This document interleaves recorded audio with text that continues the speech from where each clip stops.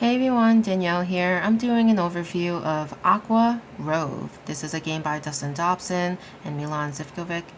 And if you're familiar with Rove, you might have an idea of how this game might play. But it's actually the first Rove game I have played myself. So I'm going to go through the setup and kind of an overview of how this game plays. So we have 6 mission cards. I basically shuffled them and then I put them out in this formation of a 2x3. You'll put them face up so that the stars are on top. The other side has an X on it, so you don't want that to be showing when you start the game. And then you're going to shuffle the rest of these cards. So these are 6 module cards, and then you have your mission cards, which on the other side are your movement cards. So they are double-sided, and they have the 2 purposes of being a mission or a movement card. So we'll shuffle those up. We'll take the top card, and that will be our first mission. So we have Ride. So how this game works is you have these 6 modules that you'll need to have in this exact formation to complete the mission. So you'll notice that there are highlighted sections, so that means there must be a module in these specific spots of the grid. And then these 2 specific modules that are shown here must be in that position.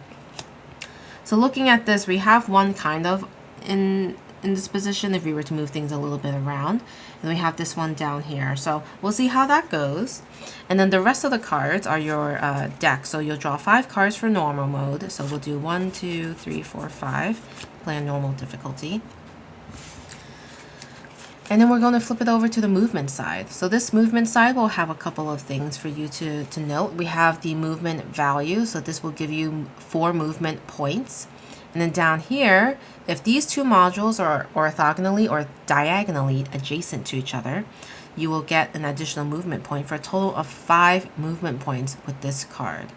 So keep that in mind when you're looking at your modules, like which card you might want to play to get that extra movement. So in this case, looking at these, we do have these 2 modules adjacent to each other, so that would give us 5 movement points. And then even here, we also get 5 movement points because of these 2 being adjacent to each other. All right, so that explains kind of how those cards work with the numbers. But let's take a closer look at these arrows. So there's some differences. I'll show you the 3 different types. Oops. So we have this one, which allows you to move a module 1 space, but then when you're moving it, if you run into an obstacle or another module, really, you get to move the entire area. So say I'm moving this up 1 space, and this tells you the direction you can move the module in. So I can move this up 1 space, so I'll go ahead and do that, but it moves everything up with it. So that's how that works. Another example is if I wanted to move this one to the left 1 space, it would push this one. And that's because there's this little line at the end of the arrow. The other instance is this one.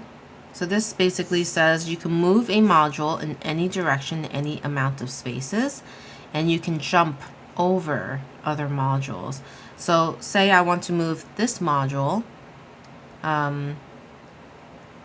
to the left. I can move any amount of spaces, jumping over.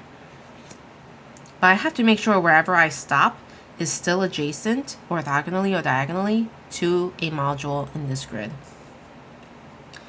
So that's how that arrow works. And then we have this one where you can move 1 space and you can't push and you can't jump. So this I feel is one of the more limiting ones, but you can move in any direction. So say I want to move this diagonal. I can do that. I can only move 1 space. And then with the movement points, I spent 1 movement point in that instance. So I have 2 left.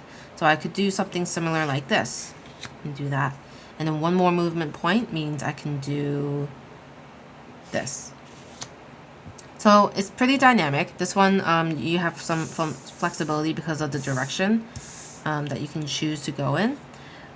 And also I want to mention there's some good graphic design here where if you want to track how much movement you have left, say, you know, this card started with 4 movement, this is 4 little like nicks up here.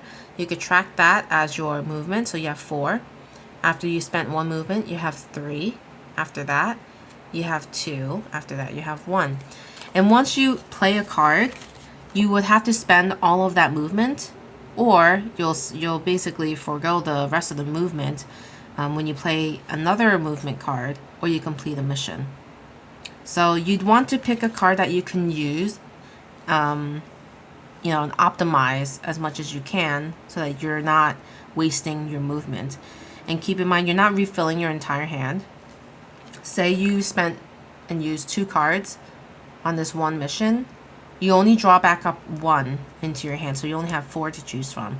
So you have to be careful that you're not spending all of your movement cards all on one mission, because then you're really decreasing the ability to use more cards on future turns.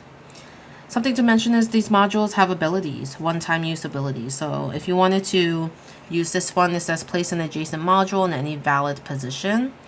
That means you can use that ability once. You'll flip it over to note that you've already used it, and then you'll just, use it. So that doesn't count towards your movement. This is just an extra ability you can use. So say I completed this mission. You'll draw from the mission deck, and you're going to just lay it right on top like this. So you're going deeper and deeper, and now this would be your new mission. So to win the game, you have to complete 7 missions. And if you ever run out of cards in your deck, which you might, you just flip over the discard pile. Say all of these cards were in a discard pile, and the deck is empty. You just simply flip it over and draw the card that you need, either for your missions or into your hand. When you complete a mission, you'll draw that mission, put it on the overlap it so that you only see the current mission, and you draw 1 into your hand for the movement cards. So that's how that works. This is definitely a very puzzly game. You really have to think things through. I've yet to win the 7 missions, but I think with time I'll hopefully get there. I think there's just a lot of opportunity to manipulate your grid of modules, especially with the single-use abilities, and then a variety of these different arrows that you see.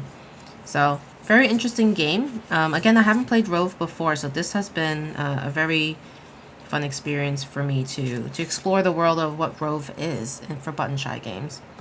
All right. Let me know if you'd like to see a more in-depth playthrough, like an actual playthrough of the game. Happy to try to create a video for that, although I can't say it'll be very long, because again, I have yet to complete all 7 missions, but I could definitely give it a try. All right. As always, I appreciate you watching, and I'll see you guys next time. Bye.